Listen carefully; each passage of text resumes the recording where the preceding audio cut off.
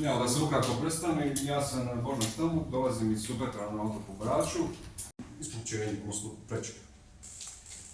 Ako tu prečku gledamo okomito, iz nje se pružaju spiralni krakovi koji se rotiraju oko samog centra. Noćna fotografija izgleda kao da je snimljena po noći. To mi je nekako cilj.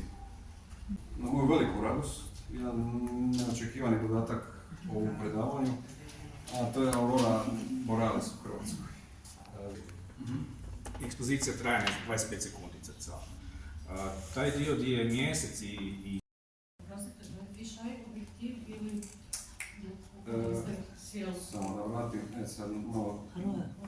Malo više napraću. Iz nekog razloga mi ne želi vratiti, ali on je širokokutni objektiv panorama.